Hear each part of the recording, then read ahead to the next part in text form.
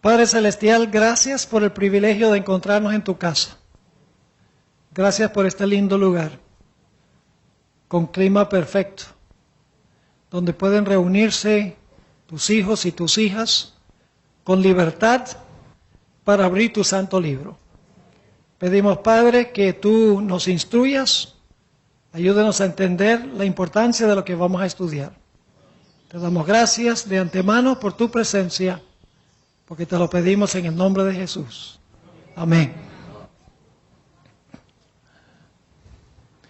Dios fundó dos grandes instituciones en el huerto del Edén. Lo último que hizo Dios el sexto día de la semana de la creación fue establecer la institución del matrimonio. Luego, el siguiente día, el séptimo día, Dios estableció la segunda institución, la institución del sábado. En realidad, la institución del matrimonio tiene que ver con el séptimo mandamiento de la ley de Dios. No cometerás adulterio, es decir, sé fiel en tu relación matrimonial. La segunda institución está relacionada con el cuarto mandamiento, el mandamiento del sábado. Y esta tarde vamos a hablar sobre estos dos mandamientos y las instituciones que fueron establecidas en la creación y lo que está pasando en el mundo hoy con estas dos instituciones que Dios estableció al comienzo.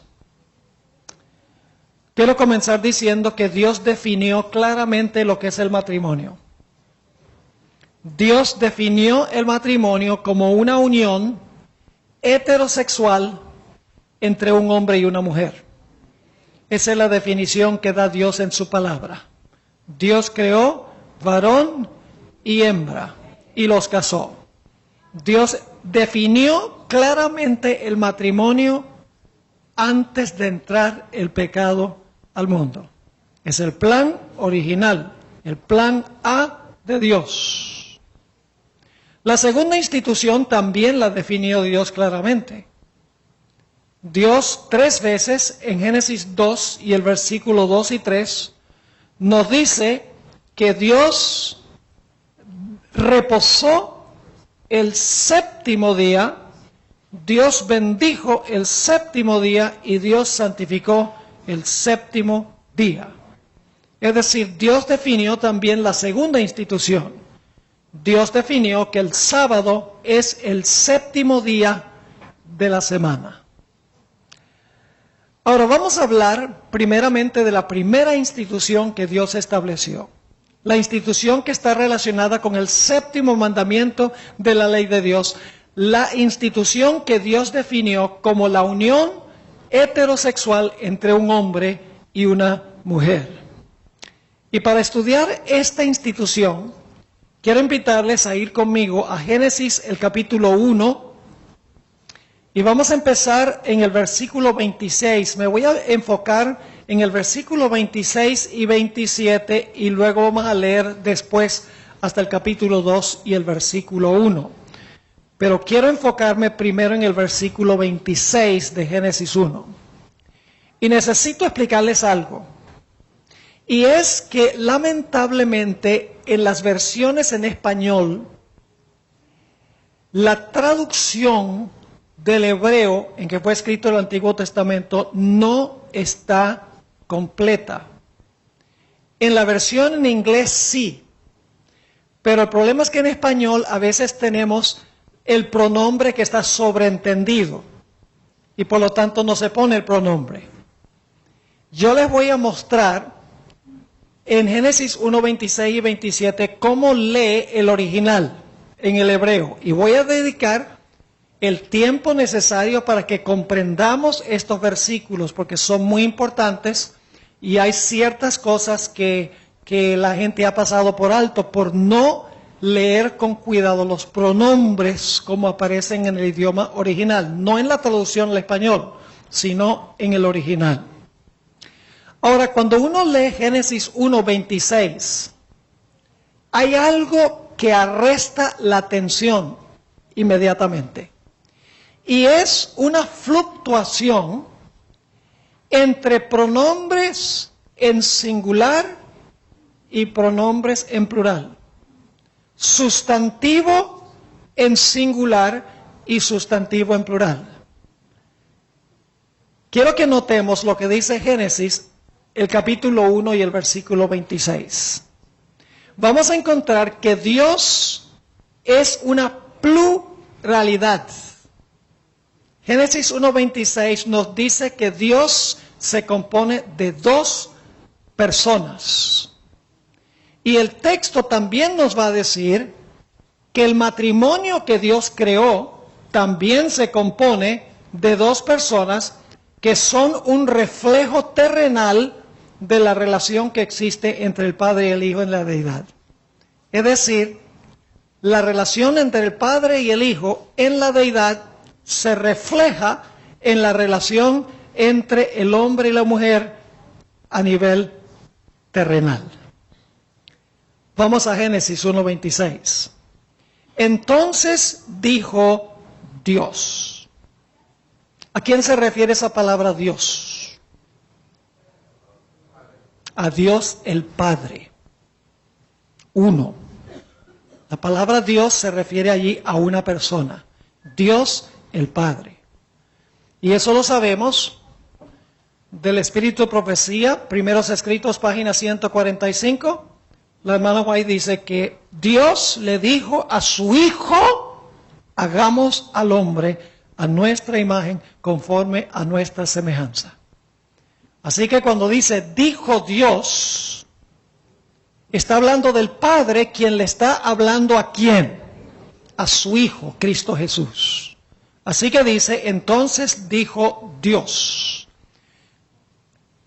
hagamos. El verbo está en plural, hagamos. Es decir, Dios le está hablando, Dios el Padre le está hablando a su Hijo Jesucristo y le está diciendo, hagamos al hombre, nosotros dos, hagamos al hombre, ¿cómo? A nuestra imagen, conforme a nuestra semejanza. Ahora, generalmente pensamos que la imagen de Dios significa que Adán individualmente tenía el carácter de Dios y que Eva individualmente tenía el carácter de Dios, pero la imagen de Dios es más que cada individuo teniendo el carácter de Dios. Lo que el texto está diciendo es que la relación que existe entre el Padre y el Hijo se debe reflejar en la relación que tiene el hombre con la mujer, es decir, Adán y Eva. Porque dice, hagamos al hombre a nuestra imagen conforme a nuestra semejanza. Ahora, otro punto que debo mencionarles aquí es que la palabra hombre que se usa aquí no tiene el artículo definido. Escuchen, en Génesis 1 y 2, siempre que aparece la palabra hombre, que a veces se traduce también Adán, pero es la misma palabra, sea que se traduzca Adán o sea que se traduzca hombre, es la misma palabra Adán. Siempre en Génesis 1 y 2, cuando aparece la palabra hombre, aparece con el artículo definido el hombre y se refiere al varón, con una excepción. Génesis 1:26. En Génesis 1:26 la palabra hombre aparece sin el artículo definido. Porque ahí la palabra hombre se usa en sentido genérico para referirse al hombre y a la mujer. En todos los demás casos, en Génesis 1 y 2, la palabra hombre aparece con el artículo definido el hombre y se refiere al varón. Solo aquí en Génesis 1:26 la palabra hombre se refiere a el varón y la hembra porque aparece sin el artículo definido. Porque Dios está diciendo, vamos a crear al hombre a nuestra imagen. Para que el hombre sea a imagen de Dios tiene que haber por lo menos ¿qué? Dos personas. ¿Me están entendiendo lo que estoy diciendo? Si Dios va a hacer al hombre a su imagen, a nuestra imagen, conforme a nuestra semejanza, y Dios son dos, Padre e Hijo, entonces la imagen debe significar que hay dos personas que tienen una relación semejante a la relación del Padre y el Hijo. ¿Están entendiendo lo que estoy diciendo? Pero eso solo se capta en el hebreo. No se capta en las traducciones, lamentablemente. Que la palabra hombre aparece sin el artículo definido. Ahora, fíjense lo que sigue diciendo. Entonces dijo Dios, es el Padre que está hablando a su Hijo, hagamos, Padre e Hijo, a hombre, no a el hombre varón, sino hombre, varón y hembra, a nuestra imagen conforme a nuestra semejanza. Y luego cuando dice a nuestra imagen conforme a nuestra semejanza, se refiere a semejanza de ¿quién? Del Padre y el Hijo. Ahora hay un problema en la traducción. Ustedes verán aquí que dice, y señoree. Esa no es la traducción correcta. Es señoreen, plural. En inglés dice, let them have dominion. Pero como se usó la palabra hombre singular, los traductores ponen señoré en singular. Pero no toman en cuenta que la palabra hombre no tiene el artículo definido y se refiere a los dos. ¿Sí están conmigo? Dice, bueno, todo esto es académico, pastor. Es muy importante. Solamente estamos poniendo las bases ahora para algunas cosas tremendas que vamos a estudiar. Así que dice, señoreen. Dicho sea de paso, esto comprueba que la palabra hombre se refiere al hombre en sentido genérico. ¿Captan por qué se refiere al hombre en sentido? Dice, vamos a hacer al hombre, y luego dice señoreen, en plural. Así que el hombre son dos. Los dos fueron creados para señorear. Así que en Génesis 1 y el versículo 26, Dios está expresándole a su Hijo el plan. Todavía no se ha implementado el plan. En el versículo 27 se va a implementar el plan. Pero en el versículo 26, el Padre sencillamente le está hablando al Hijo en cuanto a lo que Él quiere hacer. Así que dice, entonces dijo Dios, Dios el Padre, a Jesús, hagamos, Padre e Hijo, al hombre, sin artículo definido, varón y hembra, a nuestra imagen, la imagen del Padre y el Hijo, conforme a nuestra semejanza, la semejanza del Padre y del Hijo, y señoreen. Así que la palabra hombre es plural. Y señoreen en los peces del mar, en las aves de los cielos, en las bestias, en toda la tierra y en todo animal que se arrastra sobre la tierra. ¿Entienden el versículo 26? No vamos a tomar tanto tiempo para todos los versículos, pero es un poco complejo. En inglés no hay ningún problema. En inglés dice, and God said, God ahí es el Padre. ¿Y a quién le está hablando? A Jesús. Let us make man, no the man, sino man, in our image after our likeness, and let them have dominion. So man is them. Es genérico. Y eso no es raro para Génesis. Les voy a dar otros ejemplos donde hay ese fenómeno también. Ahora, en el versículo 27, Dios ahora va a implementar el plan que le mencionó a su Hijo en el versículo 26. Dice en el versículo 27, y creó Dios, ¿de quién está hablando allí? El Padre. El antecedente, la palabra Dios se refiere a quién? Al Padre. Versículo 26 es el Padre. Dice, y creó Dios, y usted dice, pero un momentico, ¿el creador no fue Jesús? Escuchen, la Biblia parece ser ambivalente cuando se trata de quién fue el creador. Hay versículos donde dice que el Padre fue el creador, le menciono los siguientes. Apocalipsis 4:11. Si ustedes leen con cuidado Apocalipsis 4:11, es un himno que se está dando, alabando al Padre que está sentado en el trono. Y no dice allí que el Padre es el creador, sino que dice, por tu voluntad fueron las cosas creadas. Es decir, el Padre es el arquitecto de la creación, es el que hizo el plan. Y Jesús fue el albañil. Jesús fue el que implementó el plan. Por eso el Padre le dice al Hijo, hagamos al hombre. El Padre toma la iniciativa y el Hijo llega a ser el instrumento activo en la creación. 1 Corintios 8:6 dice que el Padre creó a través del Hijo. Como lo dice también Hebreos 1 y el versículo 3. Y creó Dios, ahora escuchen bien, la palabra hombre tiene artículo definido allí. Creó Dios el hombre. Ahí se refiere a varón. Manténganse conmigo. Dice, creó Dios al hombre a ¿qué? Su propia imagen. Ahora en inglés, es interesante leer la versión en inglés, que es más leal al hebreo. Dice, so God created man in his image.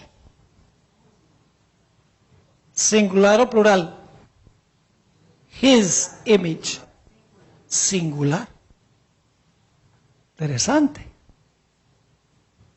So God created man in his image. No dice their image. El versículo 26 decía, a nuestra imagen, conforme a nuestra semejanza. Pero aquí de repente Dios es el Padre. Ahora crea a el hombre masculino según la imagen de él, singular.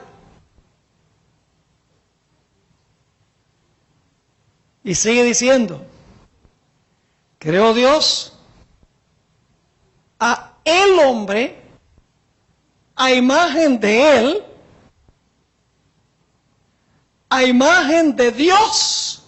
¿Quién es ese Dios que está ahí? El Padre, el antecedente está claro. A imagen de Dios, en inglés dice, made he him.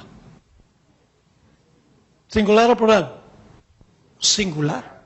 Está hablando de la creación del hombre. Y luego sigue diciendo, y creó Dios, es el Padre, a el hombre, el varón, a imagen de él, es decir, a imagen del Padre, a imagen de Dios, que el antecedente es el Padre, lo creó a él. Pero luego aclara que el hombre es no solamente el masculino, porque del masculino va a salir la mujer. Así que termina diciendo, varón y hembra los creó. ¿Están conmigo o no? En inglés dice, so God, el Padre, created the man. El artículo definido, el hombre masculino, in his image, no in their image, no los dos, in his image, in his own image, in the image of God, he, el Padre, created him, el hombre, y luego explica, male and female, he created them. Y luego dice en el versículo 28, y los bendijo Dios. Ahora entra en perspectiva los dos. Y los bendijo Dios. ¿Quién es el que está bendiciendo aquí? Dios. ¿Quién? El Padre. Todo el contexto indica que es el Padre. Y Dios, no, en el hebreo está la palabra Dios, en la traducción no lo ponen porque dicen está sobreentendido que se trata de Dios, pero en el hebreo dice, y los bendijo Dios, y Dios les dijo, Es decir, el Padre les dijo a ellos: fructificad y multiplicaos, llenad la tierra y sojuzgadla, y señoread en los peces del mar, en las aves de los cielos, en todas las bestias que se mueven sobre la tierra. Y entonces viene algo muy interesante, el versículo 29 dice: dijo Dios: he aquí que os he dado planta que da semilla, que está sobre toda la tierra, y todo árbol en que hay fruto y que da semilla, os serán para comer. Y a toda bestia de la tierra, y a todas las aves de los cielos, y a todo lo que se arrastra sobre la tierra, en que hay vida, toda planta verde le será para comer. Y fue así. Y ahora viene el versículo 31. Y vio Dios, ¿quién? El Padre.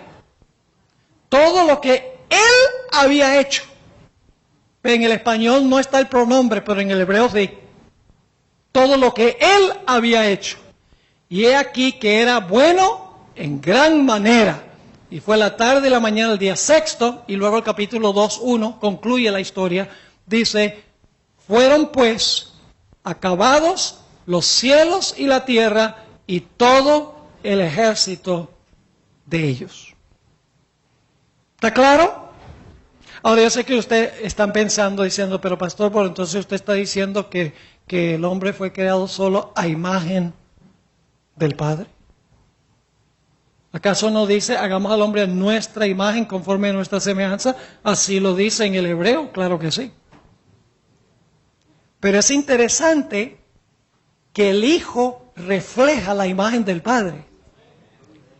Y Eva deriva la imagen de Dios a través de Adán. ¿Están conmigo o no están conmigo? Les voy a leer un texto del apóstol Pablo donde él trae a colación esto. Pablo dice en 1 Corintios 11, dice: el hombre fue hecho a imagen y gloria de Dios, pero la mujer es la gloria del hombre. Entonces la mujer no fue imagen de Dios, claro que fue imagen de Dios por medio del hombre. Como Jesús es imagen del Padre, la gloria es para el Padre. La gloria del Padre es el Hijo. Ahora vamos a resumir los puntos importantes de lo que hemos estudiado hasta ahora. Número 1.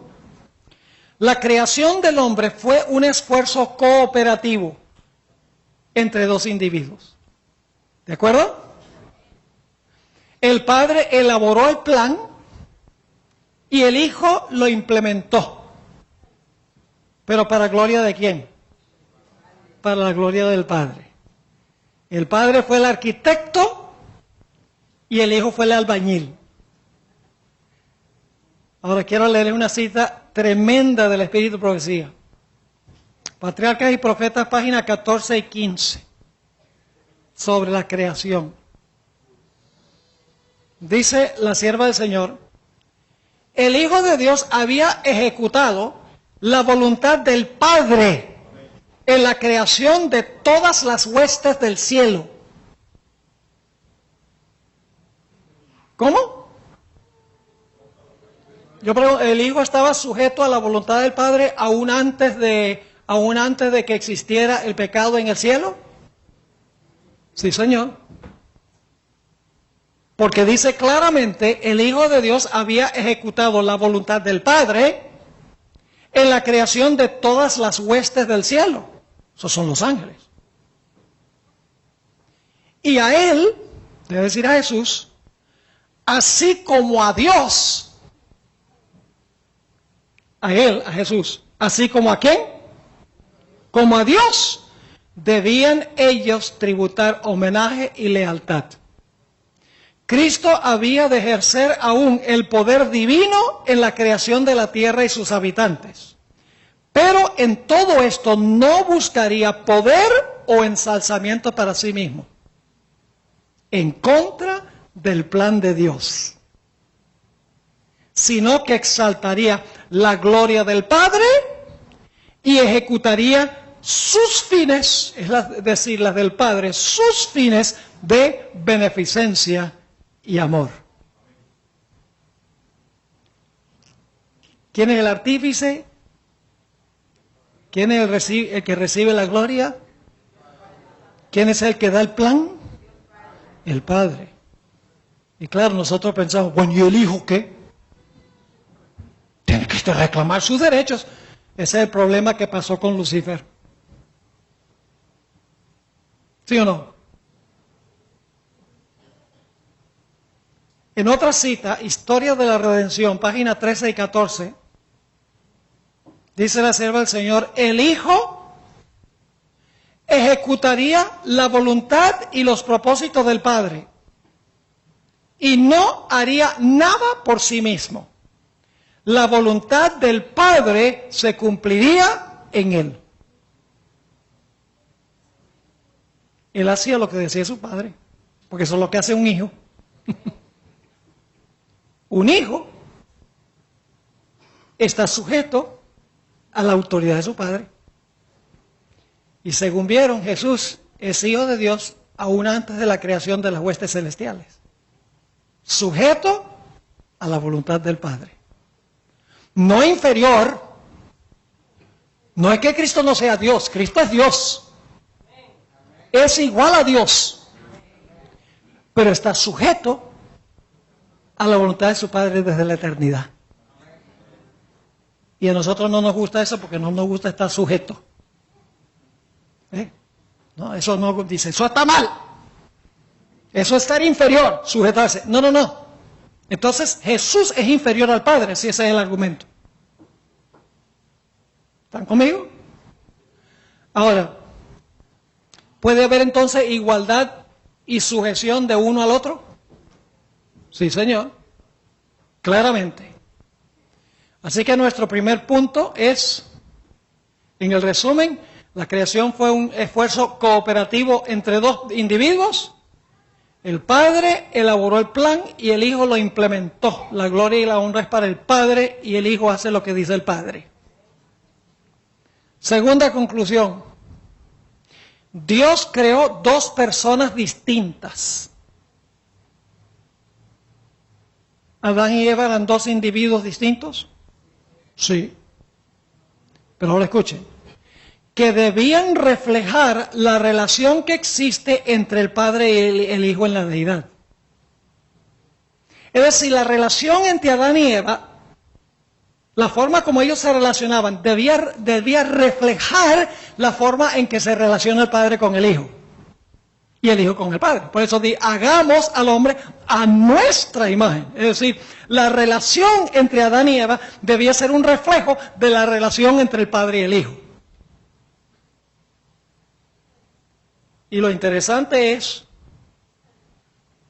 que Dios creó dos personas distintas para reflejar la relación que existe entre el Padre y el Hijo, que son dos personas distintas, dos individuos. Tercer punto. Dios estableció una distinción clara y diáfana entre la sexualidad del hombre y la mujer. Los hizo varón y hembra, género masculino y femenino. Claramente sale eso del relato, de Génesis 1, 26 y 27. Dios no creó a Adam y Steve, creó a Adam y Eve, varón y hembra. El matrimonio es heterosexual, según lo define Dios, el que lo creó. Cuarto, aunque Génesis 1, 26 al 28 afirma que Dios creó varón y hembra, en Génesis 1 no nos dice cómo Dios los creó. ¿Han notado eso? Sencillamente dice, Dios creó varón y hembra, pero no dice cómo. Ahora, podemos concluir el orden, más o menos. Porque dice varón y hembra. Entonces dice, Dios hizo el hombre. Y entonces luego dice, varón y hembra los creó. Más o menos se saca la idea de que Dios creó el varón y luego la hembra, pero no dice cómo creó Dios al hombre y cómo Dios creó a la mujer. Sencillamente dice que hizo o creó varón y hembra. Quinto, a fin de determinar la forma en que Dios creó al varón y a la hembra, es necesario estudiar el capítulo 2 de Génesis, que complementa el capítulo 1. Sin el capítulo 2 quedan muchas lagunas, muchas preguntas sin contestar. Sexto, Génesis 1, 26 al 28, no define la relación íntima que debe existir entre el hombre y la mujer. Sencillamente dice que creó varón y hembra, pero no dice nada en cuanto a la relación íntima que debía existir entre ellos dos, como existe entre el Padre y el Hijo. Ni tampoco Génesis 1 define las funciones que debe desempeñar el hombre y la mujer en el orden de la creación. Sencillamente nos dice que Dios creó varón y hembra, pero no nos dice si el hombre tenía cierta función, la mujer tenía cierta función, ni nos define la relación íntima y estrecha que debía existir entre los dos. Génesis 1, queda uno con esa pregunta. Séptimo, aunque el varón y la hembra fueron creados en forma distinta, el relato subraya, y esto es muy importante, que estaban sobre un nivel de igualdad en dignidad, valor, estatus y carácter. La mujer, o sea, en Génesis queda claro de que varón y hembra están en un nivel de igualdad, por las siguientes razones. Ambos fueron creados a imagen de Dios. Hagamos al hombre genérico a nuestra imagen conforme a nuestra semejanza. Ambos están a la imagen de Dios, pero la mujer deriva la imagen de Dios a través del hombre. ¿Están conmigo? Y refleja la gloria de Dios a través del hombre. Por eso la mujer es la gloria del hombre, según dice el apóstol Pablo. No se me ofendan, mujeres, que eso es lo que dice Génesis. Es el orden que Dios estableció, y créanme que si el varón y la hembra respetaran lo que Dios estableció al principio, sería un matrimonio hecho en el paraíso. Pero el problema es que la mujer se ha rebelado al plan de Dios y el hombre se ha tornado dictador. Y entonces se estropeó el plan. Me alegro de que haya una reacción finalmente a lo que estoy diciendo. Sí, porque el hombre dice, yo soy la cabeza, aquí mando yo. Y la mujer dice, tú no me mandas a mí. Y ahí viene el problema. Pero cuando se hace lo que dice el apóstol Pablo, mujeres, sujetados a vuestros maridos, y luego inmediatamente dice, maridos, amad a vuestras mujeres. Pues es fácil para la mujer sujetarse al marido cuando hay amor. El hijo se sujeta al padre. ¿Por qué se sujeta el hijo al padre? Porque él sabe que el padre lo ama. La relación entre el padre y el hijo es el modelo para la relación que debe existir entre el hombre y la mujer.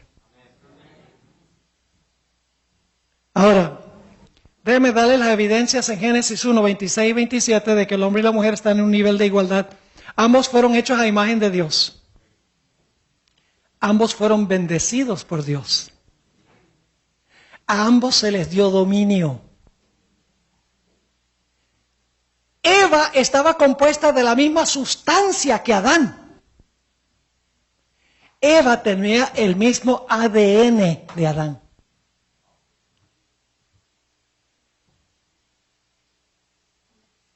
Porque ella fue sustraída de Adán.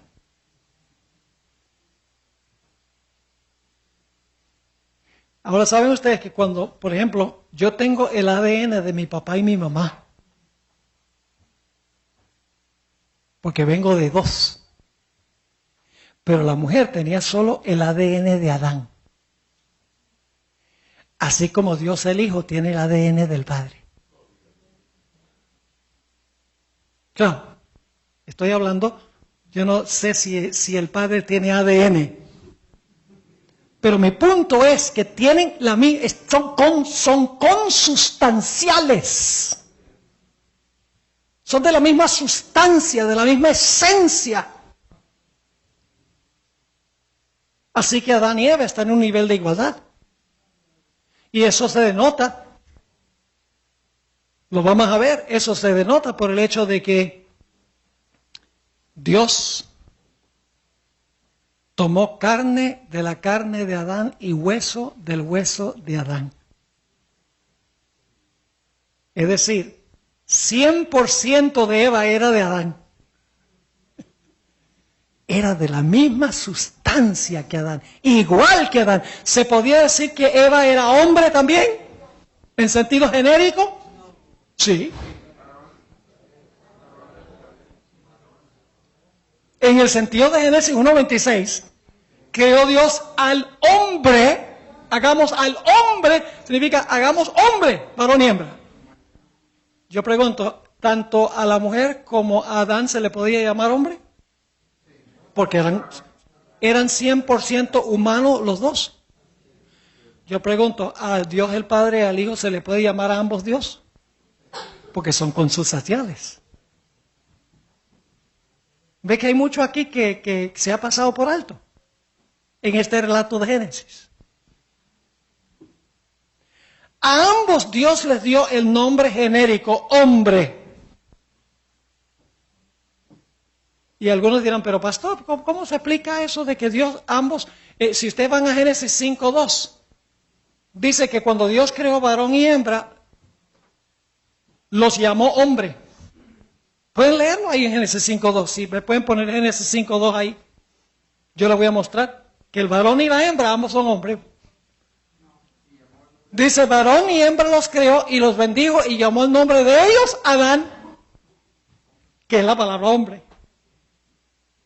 Dice, ¿cómo es que entonces? Porque uno tiene el hombre y luego tiene hombre en sentido genérico. ¿Y cómo es eso? En el relato de Génesis, mis hermanos y hermanas, se usan palabras en sentido restringido y en un sentido más amplio. Por ejemplo, les voy a dar 3 ejemplos de Génesis 1 y 2. El primer ejemplo es el uso de la palabra día. La palabra día en Génesis 1 tiene un uso limitado y un uso amplio. Porque Dios a la luz llamó día y a las tinieblas llamó noche. Pero también la palabra día se refiere no solo a la parte iluminada, sino fue la tarde y la mañana del día primero. La palabra día se usa en un sentido exclusivo y en un sentido inclusivo.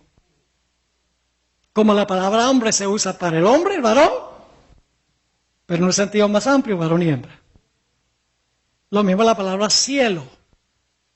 En el principio creó Dios los cielos y la tierra. Cuando dice los cielos se refiere a las estrellas, la luna, etc. Pero luego dice que Dios colocó a las aves, Dios llamó a la expansión cielos. La expansión es cielo en sentido limitado, pero en sentido más grande se aplica a todo. Lo mismo la palabra tierra. En el principio creó Dios los cielos y la tierra, todo el globo. Pero más adelante dice que Dios llamó a la tierra seca tierra.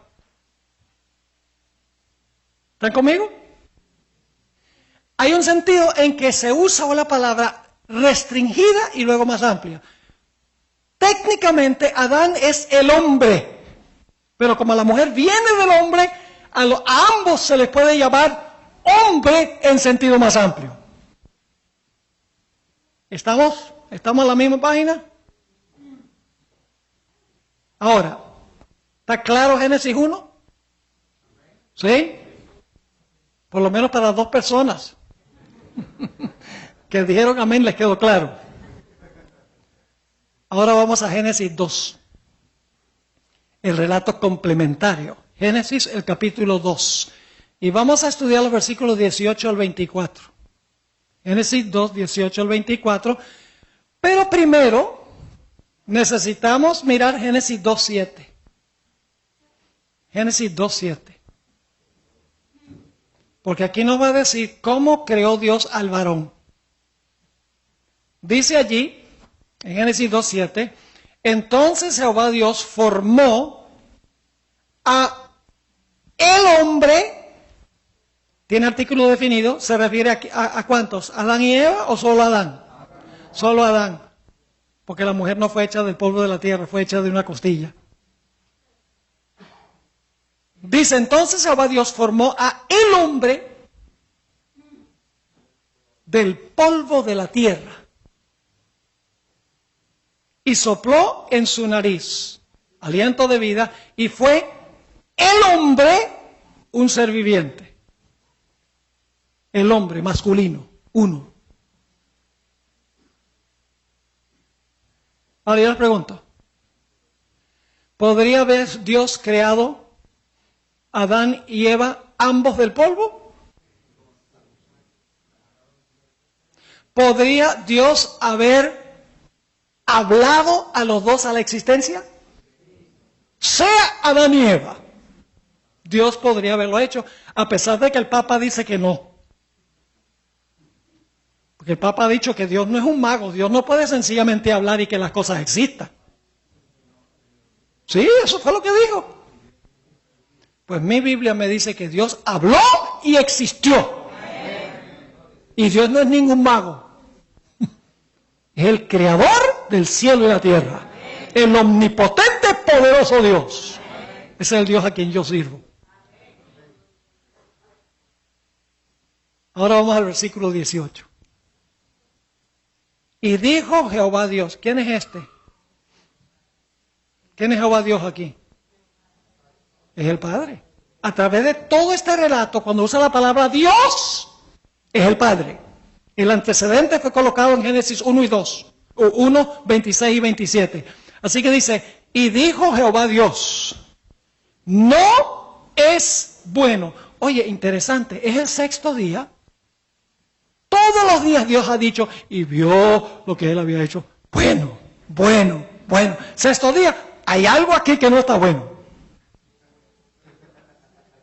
No es bueno que el hombre esté solo. Le haré ayuda idónea para él. ¿Para quién fue hecha la ayuda idónea? Para él. No él para ella. No significa que se zafan de lavar los platos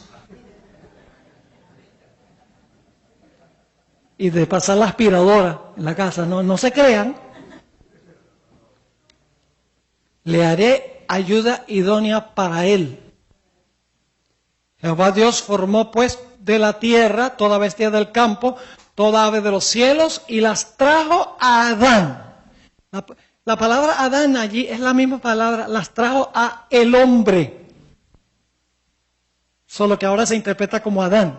Es decir, se pone la palabra como aparece en hebreo, Adán. Pero aparece con el artículo definido, Ha-Adán. Así que dice, para que viese cómo las había de llamar, y todo lo que Ha-Adán, todo lo que el hombre llamó a los animales vivientes, ese es su nombre. Así que ¿quién le puso nombre a los animales? Adán. Y puso Adán. Otra vez la palabra Adán es el hombre. Puso el hombre nombre a toda bestia y ave de los cielos y a todo ganado del campo, mas para Ha-Adán, el hombre, no se halló ayuda idónea para él. Y ahora viene la primera anestesia general de la historia. Y la primera cirugía. Entonces hizo Jehová Dios. ¿Quién es ese?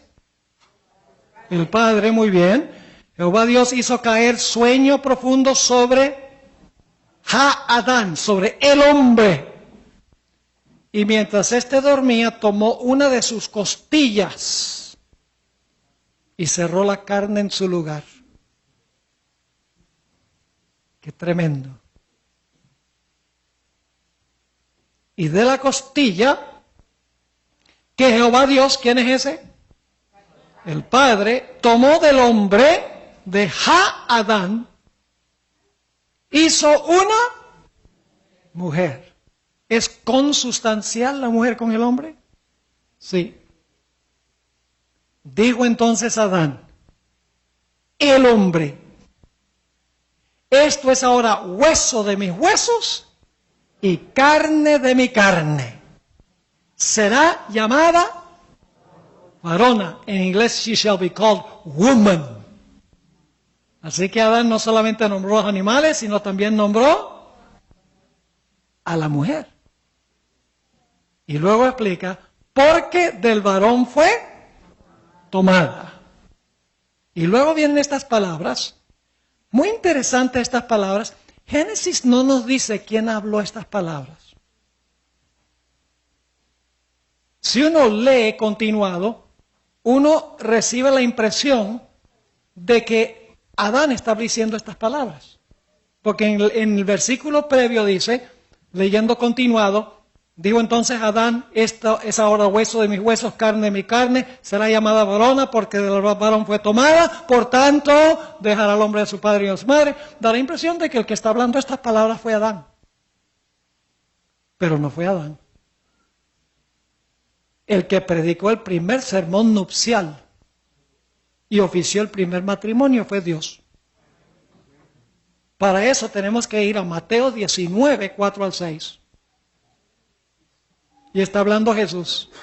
Mateo 19, 4 al 6. Vamos a leerlo. Mateo 19, 4 al 6. Él respondiendo les dijo. Está hablándole aquí a los saduceos y a los fariseos, los líderes judíos que vinieron con el caso de los varios matrimonios. Ustedes recuerdan ese episodio, ¿verdad? Querían ponerlo entre la espada y la pared. Entonces Jesús dice, ¿no habéis leído que el que los hizo al principio, varón ni hembra los hizo?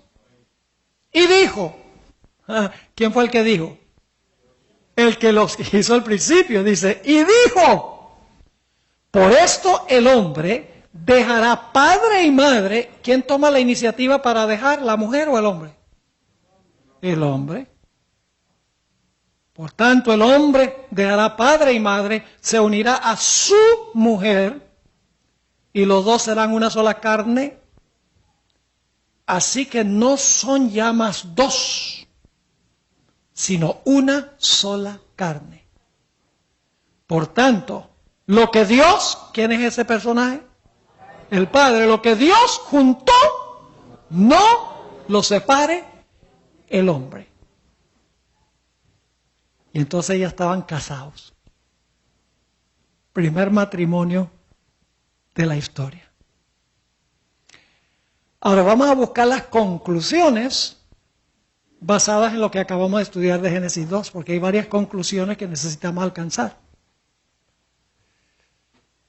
Vamos a resumir esos puntos. Dios creó a dos individuos, ¿correcto?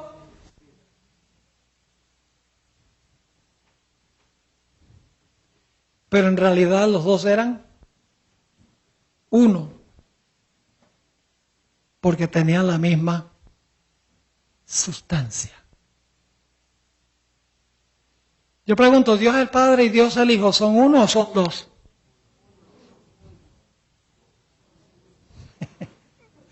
Son dos personas. Pero Jesús dijo en Juan 10:30, yo y el Padre uno somos. Ahí está la evidencia de que la relación del hombre y la mujer, que son dos pero uno, debía reflejar la relación del Padre y el Hijo, que son dos pero uno. Esa es la imagen de Dios. La relación que existe entre el varón y la hembra. Así que el primer punto en el resumen es que Dios hizo dos individuos, pero eran uno, de la misma esencia, sustancia, así como el Padre y el Hijo son dos, pero son uno, porque son consustanciales. Siguiente punto, no se me ofendan mujeres, que ya le va a tocar a los hombres. La mujer fue creada después que el hombre. ¿De acuerdo? Y usted dice, ¿eso qué importa? Para el apóstol Pablo tiene gran importancia. Yo pregunto, ¿ustedes creen que el apóstol Pablo fue tan inspirado como lo fue Moisés? ¿O es que Pablo fue... lo que pasa es que Pablo era un machista. Y podemos confiar menos en Pablo que lo que podemos confiar en Moisés. Eso es lo que muchos están diciendo en la iglesia hoy. Que Pablo está reflejando la cultura de su época. Pero el apóstol Pablo dice en 1 Timoteo 2, 12 y 13, y no voy a leer esos textos porque el asunto aquí no tiene que ver directamente con la ordenación de la mujer, aunque ya ustedes pueden alcanzar conclusiones a base de lo que estamos estudiando del texto bíblico sobre las respectivas funciones para las cuales Dios creó al hombre y la mujer y la relación que debe existir entre el hombre y la mujer. Pero el apóstol Pablo dice en 1 Timoteo 2, 12 y 13, dice, no permito que la mujer enseñe ni ejerza autoridad sobre el hombre.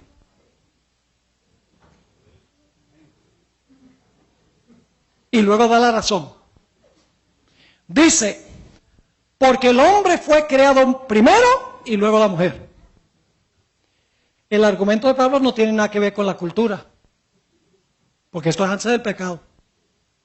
Ni tiene tampoco nada que ver con un plan B después del pecado, porque el pecado no había entrado todavía. Es parte del plan original de Dios. El argumento de Pablo. La mujer fue creada del hombre. Deriva de su existencia y la imagen de Dios por intermedio del hombre. ¿Está claro ese punto? No solo fue creada después que el hombre, sino que se derivó del hombre. Fue creada del hombre, derivó su existencia del hombre. Y usted dice, ¿eso qué interesa? Pues el apóstol Pablo dice que sí importa. En 1 Corintios 11 y el versículo 8, el apóstol Pablo está hablando sobre el plan de Dios originalmente, expresando una costumbre cultural de su época. Dice que la mujer debe usar un velo en el culto, y no crean que tienen que usar velo, no están desobedeciendo mujeres. Ya les voy a explicar lo que quiere decir Pablo aquí. Dice que la mujer debe usar el velo como señal de la autoridad del varón sobre ella, porque la mujer fue creada del hombre y no el hombre de la mujer. Nuevamente no tiene nada que ver con la cultura, no tiene nada que ver con un plan después del pecado, tiene que ver con como lo estableció Dios al comienzo, al principio. El argumento se basa en el plan de Dios antes de la entrada del pecado, antes de la cultura.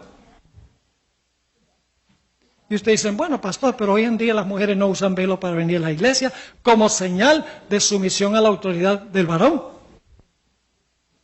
Eso es cierto, pero no significa que el plan de Dios ha cambiado de que la mujer debe estar sujeta a la autoridad del varón.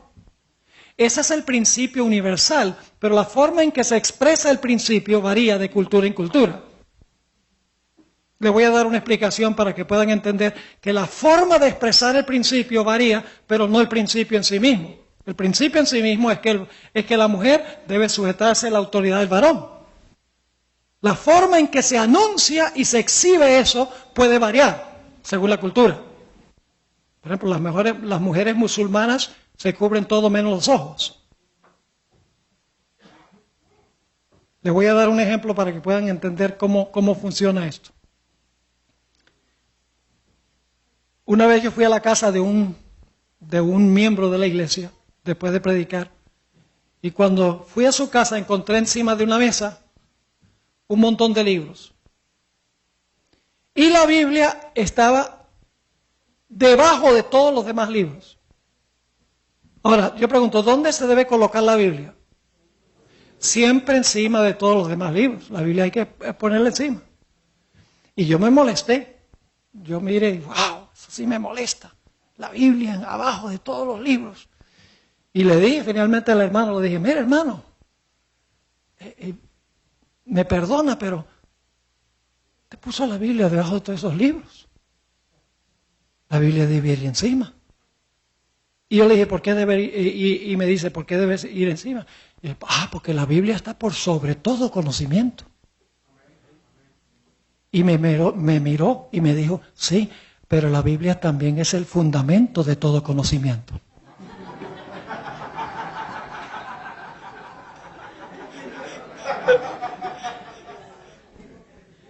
¿Quién tenía razón? Los dos. Los dos. El principio es la Biblia por sobre todo. Pero la forma de expresar el principio varía. El principio de sumisión de la mujer al hombre es el principio universal, pero se puede expresar en forma distinta dependiendo de la cultura. Y el apóstol Pablo parece indicar en este pasaje que el cabello largo de la mujer, que le fue dada por naturaleza, dice el apóstol Pablo, equivaldría al velo que usa la mujer. Siguiente punto. La mujer fue creada para ser ayuda idónea para el hombre y no el hombre para la mujer. Y usted dice, ¿eso qué importa? Para el apóstol Pablo importa. Porque en 1 Corintios 11:9, el apóstol Pablo dice que la mujer debe usar el velo como señal de la autoridad del hombre, porque la mujer fue creada para el hombre y no el hombre para la mujer. Nuevamente, su argumento no tiene nada que ver con la cultura y no tiene nada que ver con el plan de Dios después del pecado.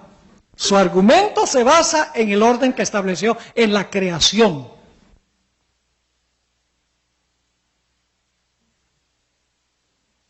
El siguiente punto no está directamente en la Biblia, pero se corrobora en gran medida hoy en día, nada más por la observación.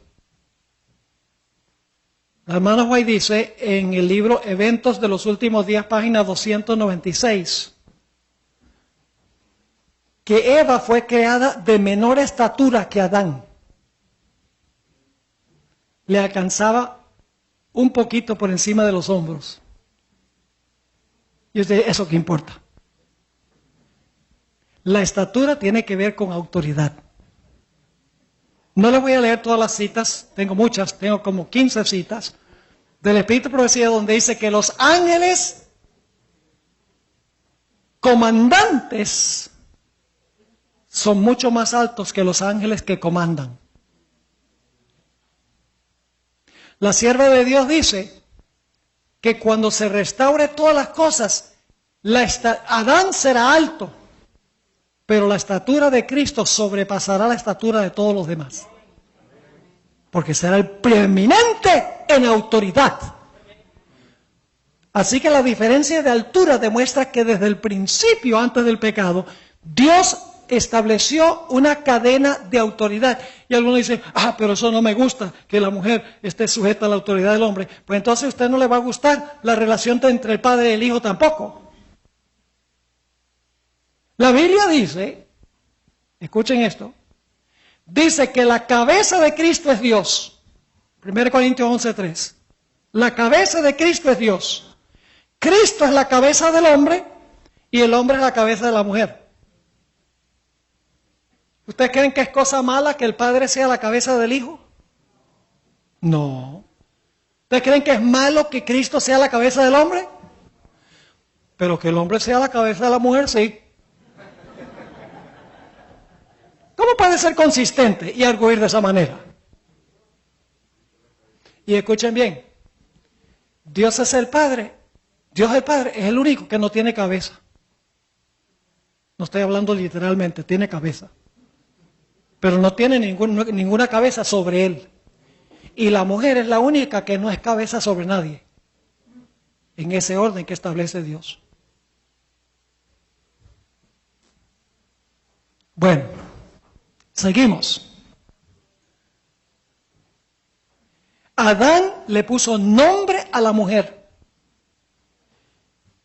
El poner nombres es señal de ejercer autoridad. Nabucodonosor le puso nombres a los 3 jóvenes, denotando su autoridad. Cuando Cristo ascendió al cielo, dice que el Padre le puso nombre que es sobre todo nombre. para que en el nombre de Jesús se doble toda rodilla, toda lengua confiese que Jesucristo es el Señor, para la gloria de Dios el Padre. Amén. Aún después de su ascensión, Jesús está sujeto a la autoridad de su Padre. Por eso Jesús, cuando le dio la gran comisión a sus discípulos, dijo: toda autoridad me es dada en el cielo y en la tierra. Jesús tiene autoridad, pero la deriva del Padre. Así como la mujer tenía dominio, pero bajo el dominio del hombre. ¿Están conmigo? Ambos tienen dominio, pero en la posición preeminente de dominio la tiene Dios el Padre y la tiene el hombre en la relación entre hombre y mujer. Siguiente punto: Dios no sacó un hueso de la cabeza del hombre, porque la mujer no debía enseñorearse de él como su cabeza. Y escuchen, hombres, tampoco le sacó un hueso del pie, porque el hombre no debía pisotear a la mujer. Sacó a la mujer de un hueso muy cerca de su seno.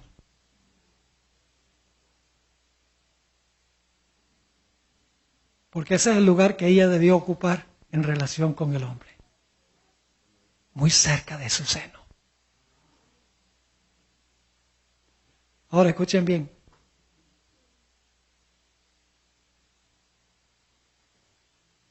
El pecado de Adán no fue solamente comer el fruto. El pecado de Adán, mis hermanos y hermanas, fue que no estuvo dispuesto de entregar a Eva. No estuvo dispuesto a entregarla.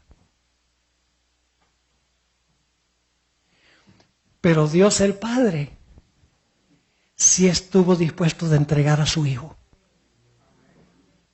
a riesgo de pérdida eterna. Dice en Romanos 8:32, el que no escatimó a su Hijo, sino lo entregó por todos nosotros, ¿cómo no nos dará en Él todas las cosas? Y la hermana White dice que fue para Dios, fue una lucha entregar a su Hijo. Una lucha. Porque Él sabía lo que le iba a pasar al Hijo. Y sin embargo dijo: yo amo tanto a esta gente que estoy dispuesto a entregar a mi propio Hijo. ¿Qué hubiera sido si Adán dice: yo amo a Eva, es parte de mi seno?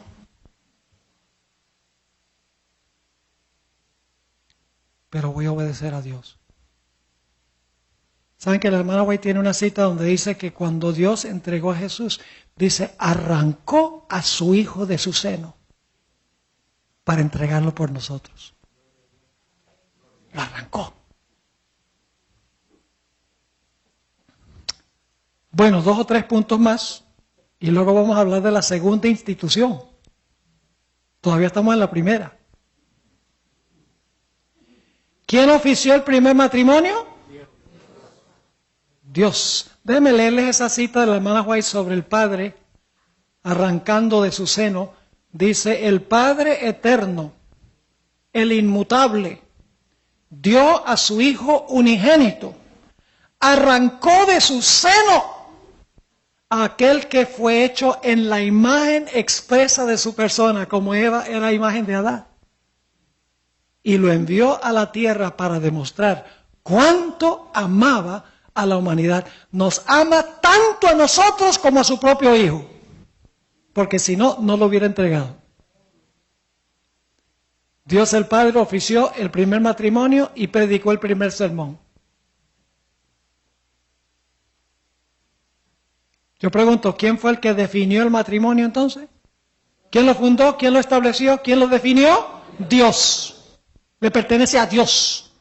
No le pertenece a Obama, ni a la Corte Suprema de los Estados Unidos. En unos momentos les voy a hablar de eso, cosas que están pasando.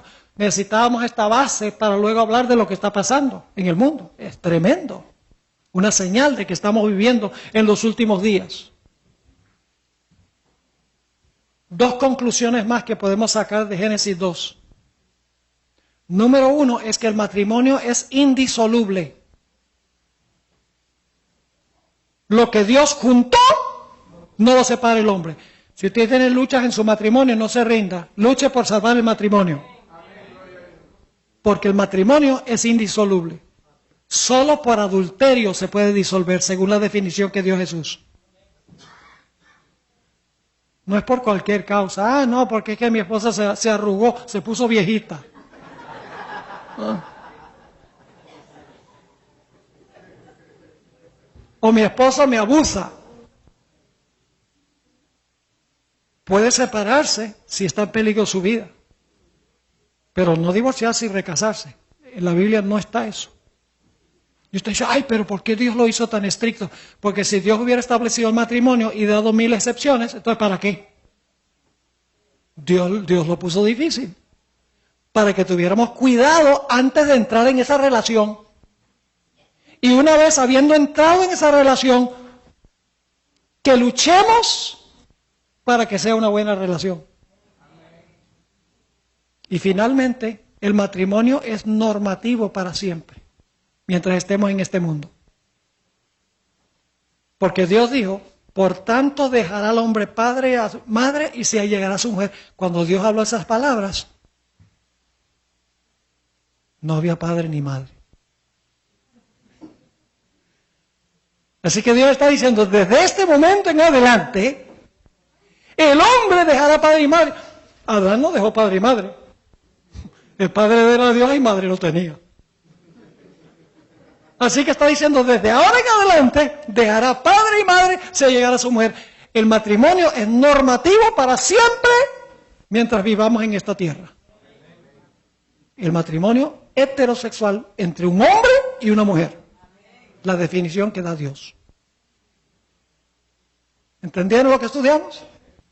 Vamos a Génesis 2, 2 y 3. Génesis 2 y el versículo 2 y el versículo 3. Inmediatamente después de crear el matrimonio heterosexual y establecer las funciones del hombre y la mujer en esa relación, el hombre como cabeza, la mujer sujeta a la autoridad del hombre en el sentido correcto de la palabra, Dios instituyó la segunda grande institución, el sábado. ¿Y saben lo que me parece interesante? Hoy en día, los cristianos conservadores, los bautistas, los carismáticos, los pentecostales, gente como Rick Warren, por ejemplo. ¿Ustedes saben quién es Rick Warren? El que escribió el libro La vida con propósito, La iglesia con propósito. Millones y millones de libros. Fue al Vaticano con otros 29 eruditos protestantes para reunirse con eruditos católicos para hablar sobre el matrimonio, la crisis del matrimonio. ¿Cómo debe ser el matrimonio? Pues yo hubiera querido que me invitaran allá, porque yo les doy un discurso de 30 segundos. Varón y hembra los creó, punto final. ¿Qué más discusión? Ahí está clarísimo cómo Dios lo estableció. Dios creó varón y hembra. Pero fíjense, estos mismos evangélicos dicen, hay que salvar el matrimonio, hay que luchar por el matrimonio, hay que presionar al gobierno para que defina el matrimonio como entre un hombre y una mujer. Y uno dice, ¿por qué? Y dice, porque Dios lo hizo así al principio. Y entonces yo le digo, ¿y qué más hizo al principio?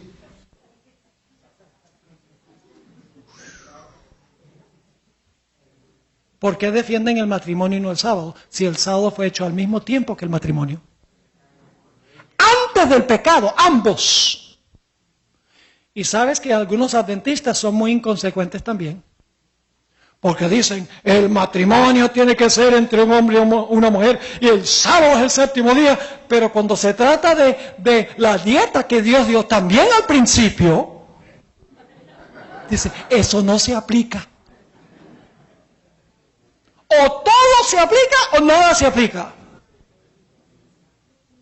Dios quiere que volvamos al plan original. No un plan B.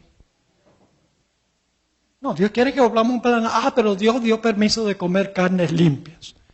Pues en cortas cuentas ya no son limpias.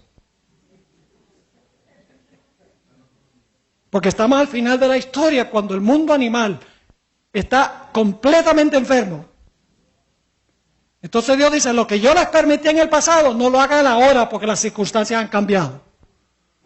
Por eso la hermana White dice, debemos abstenernos totalmente de comer carne, inclusive de carnes que la Biblia define como limpias, porque las circunstancias han cambiado y ya no son limpias. Ahora, no era mi intención hablar sobre la dieta. Vamos a hablar sobre el sábado. Génesis 2, 2 y 3. Y acabó Dios, ¿quién es este? Dios el Padre, muy bien, en el día séptimo. Acabó Dios en el día séptimo la obra que Él hizo. En español no está el pronombre masculino singular, pero en el hebreo sí. La obra que Él hizo, no que ellos hicieron. La obra que Él hizo. Y Él, tampoco está en el español, en la traducción, pero sí está en el hebreo. Y Él, singular, reposó, ¿en cuándo? En el día séptimo de toda la obra de Él que Él hizo, dice en el hebreo. Singular, masculino. Y bendijo Dios, ¿quién es ese? El Padre, bendijo Dios el día séptimo y lo santificó, porque en Él reposó y cesó de toda la obra de Él, dice en hebreo, que Dios había hecho en la creación. 3 veces se repite cuál es la definición del día de reposo. ¿Cuál es el día de reposo según dice Génesis? El séptimo. Séptimo día. ¿Lo dice claro? ¿Dice el primero? ¿Dice el sexto? No, dice el séptimo día, el sábado. Clarito. Y no falta alguno que diga, pero pastor, ¿cómo sabe usted que el séptimo día de hoy es el mismo séptimo día de los días de Jesús? Entonces yo lo que les pregunto es, ¿qué día va usted a la iglesia? Al domingo. ¿Y por qué va al domingo? Porque Cristo resucitó el domingo. Entonces yo digo, entonces lo que usted me está diciendo es que usted guarda el domingo de hoy porque es el mismo domingo que Cristo resucitó. Pues si es el mismo domingo que Cristo resucitó, entonces es el mismo sábado que Cristo guardó. Usted no puede decir que hoy es el mismo domingo de allá, pero que no es el mismo séptimo día sábado de allá. Y luego salen con otra y dicen, pero ¿cómo sabe usted que el sábado de los días de Jesús es el mismo sábado de la creación? Y mi explicación es sencilla. Jesús fue el albañil del sábado. Y Él no iba a guardar el día que no era, habiendo sido el creador. La secuencia de días no ha cambiado. El séptimo día todavía es sábado de Jehová. Dios definió el sábado. Es el séptimo día de la semana. Dios definió claramente las dos instituciones. El matrimonio es una unión heterosexual entre un hombre y una mujer. Y el sábado se debe observar el séptimo día de la semana. Ahora escuche. A pesar del hecho de que la Biblia dice claramente que Dios creó una diferenciación sexual entre hombre y mujer, y que Dios unió un hombre y una mujer en matrimonio, y que Dios les dijo que se fructificaran y se multiplicaran, que no pueden hacer 2 hombres y 2 mujeres, y que el matrimonio es normativo para todo el tiempo mientras estemos en esta tierra, encontramos claramente que hoy en día los seres humanos están tratando de redefinir ambas instituciones. Una cosa está clara, mis hermanos y hermanas, y es que Satanás odia estas 2 instituciones. La primera institución, escuchen bien, la primera institución, la del matrimonio, salvaguarda la estabilidad del hogar. Y al salvaguardar el bienestar del hogar, salvaguarda también el bienestar de la sociedad y del mundo. Satanás dice, si puedo destruir el núcleo familiar, puedo destruir el mundo. Y él odia el matrimonio con una pasión, porque cuando se desintegra el matrimonio entre un hombre y una mujer, se desintegra el hogar, se desintegra la sociedad, se desintegra la nación y finalmente se desintegra el mundo. Y eso es lo que estamos viendo hoy.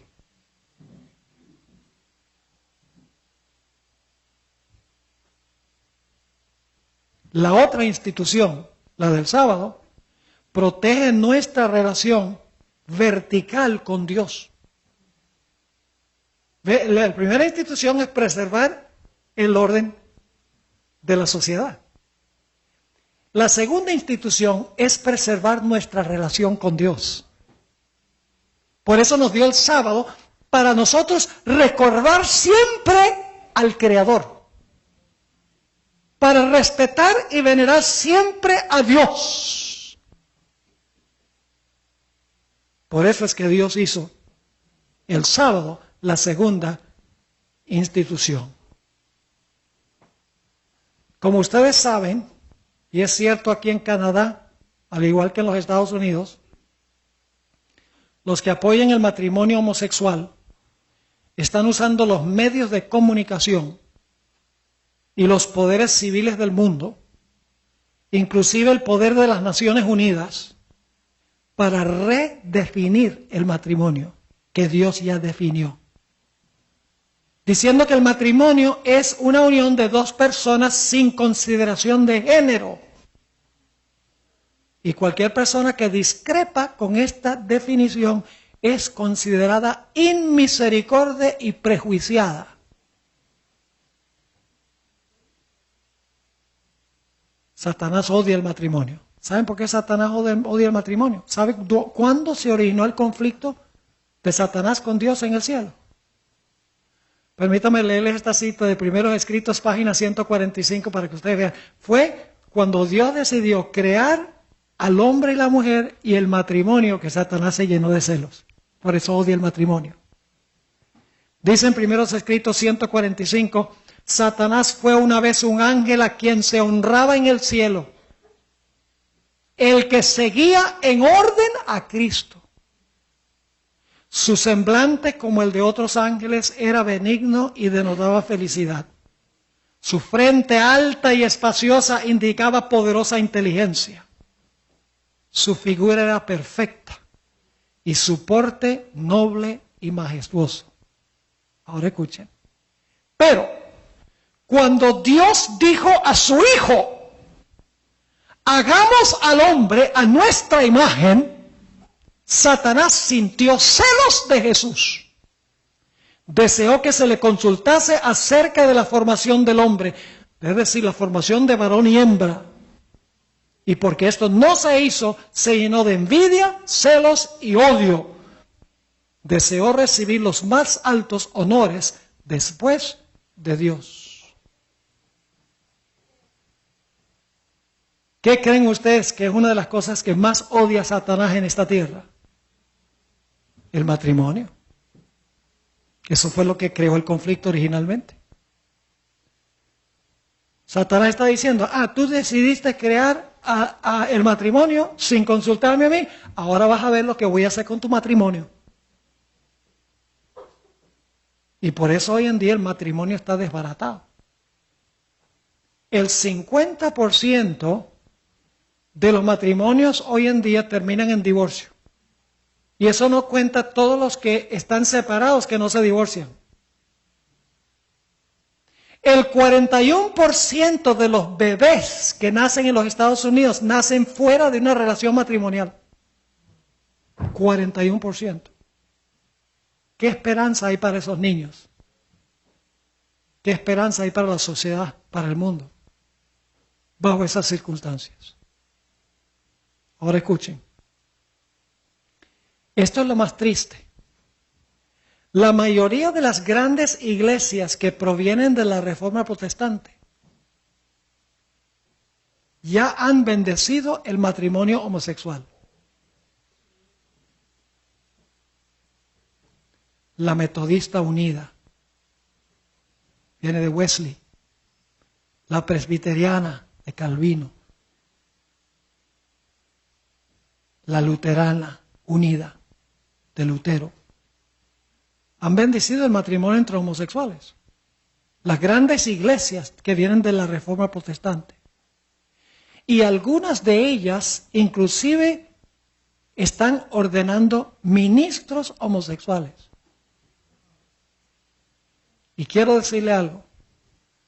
Invariablemente las iglesias que están ahora ordenando ministros homosexuales, primero ordenaron mujeres. Es el primer paso. Créanmelo, que el matrimonio entre homosexuales viene pronto a la iglesia adventista. El debate y el conflicto viene, lo digo no por teoría, sino porque lo sé.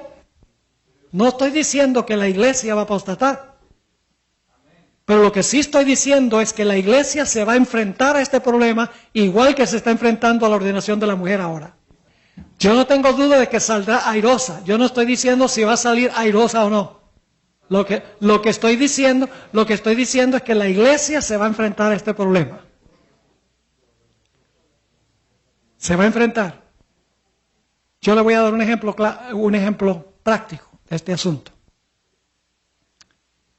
En mi iglesia hay una hermana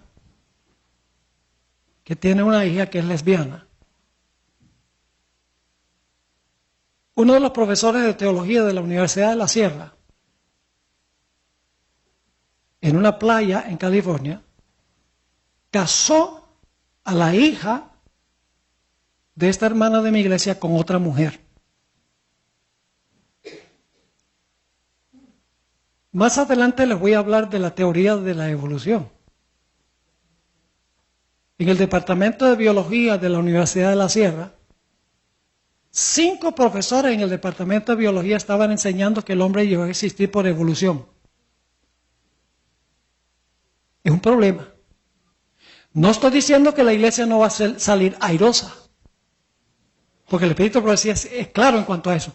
Lo que estoy diciendo es que este es un problema que viene y vamos a tener que afrontarlo, y tal vez sería mejor ahora tomar la decisión inicial correcta cuando se trata del asunto de la ordenación de la mujer, porque ese es el primer paso, y cuando se toma el primer paso, tomar el siguiente paso se hace más fácil. Créanme que yo pertenecía al comité que estableció la Conferencia General sobre la ordenación de la mujer. Me ha tocado leer miles de páginas, escuchar todos los discursos de los integrantes de ese comité. 4 veces nos reunimos, cada vez 3 días, para escuchar presentaciones que la gente preparó. Yo presenté una también allí, discutimos el asunto. Y los mismos argumentos que se usan en favor de la ordenación de la mujer, lo usan los que están a favor del matrimonio homosexual. Les doy un ejemplo. Gálatas 3:28, donde dice, no hay siervo ni libre, no hay judío ni griego, no hay varón ni hembra. Todos vosotros sois uno en Cristo Jesús. Así que el argumento es, como ya no hay varón ni hembra, entonces se pueden ordenar varones y mujeres. Pero los homosexuales usan ese mismo argumento. Dicen, como ya no hay varón ni hembra, entonces el matrimonio no tiene que ser entre un varón y una hembra. El mismo argumento de que, bueno, la justicia exige que nosotros ordenemos mujeres, la misericordia lo exige, mismo argumento que usan los que están a favor del matrimonio homosexual. Así que debemos orar mucho por lo que va a pasar en la Conferencia General el próximo año. Porque la decisión va a ser trascendental y va a atrasar la hora de la evangelización de la iglesia, o si se toma la dirección correcta, yo creo que la evangelización se terminará mucho más pronto. Ahora escuchen, en los Estados Unidos, congresistas y senadores, ustedes tienen aquí un sistema parlamentario, ¿verdad? congresistas y senadores de los Estados Unidos, conservadores, que por mucho tiempo defendían el matrimonio heterosexual, por la presión de los medios de comunicación y la presión de la sociedad, han cedido a la presión por salvar su puesto político y ahora apoyan el matrimonio entre homosexuales. Permítame decirles algo ahora sobre Barack Obama y luego vamos a tomar nuestro break. En una campaña a favor de los derechos humanos, Obama dijo, y ahora cito, llegará el tiempo en que reconoceremos finalmente como nación, que las relaciones entre dos hombres o dos mujeres son tan reales y admirables como las relaciones entre un hombre y una mujer.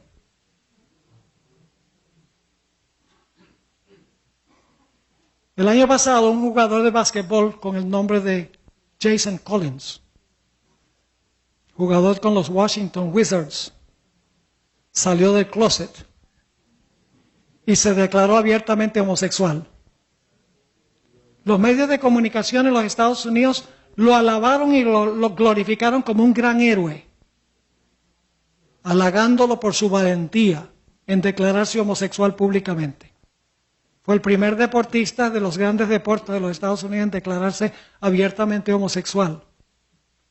Pero lo triste es que cuando Collins se declaró homosexual, el presidente Obama convocó una rueda de prensa y por los medios de comunicación se pronunció en favor del matrimonio homosexual, alabando y glorificando también a Jason Collins por su decisión.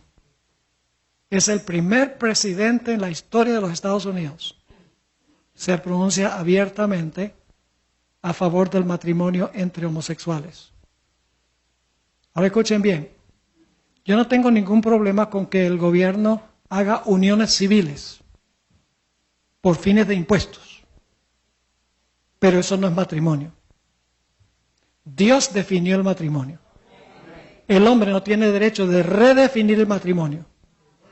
Y en la segunda parte que vamos a analizar, porque vamos a tomar un receso ahora, yo les voy a mostrar que lo que está haciendo Satanás ahora es, a través de la Corte Suprema de los Estados Unidos, que también ratificó que es constitucional el matrimonio homosexual, lo que Satanás está haciendo es preparando a los Estados Unidos para redefinir el día de reposo. Lo primero es redefinir el matrimonio, pero eso es para ablandar a la nación, para que la nación esté lista, para luego redefinir la segunda institución, que es la institución del sábado. Cuando regresemos vamos a hablar de la Corte Suprema de los Estados Unidos, algunas decisiones que se han tomado en este particular. Hermanos y hermanas, este asunto es una de las grandes señales, creo yo, de que la puerta de la gracia está próxima a cerrarse. Sodoma y Gomorra. ¿Saben lo último antes de cerrarse la puerta? La hermana Guaya habla de que cuando se cerró la puerta de la casa de Lot, la puerta de la gracia se cerró para la Sodoma.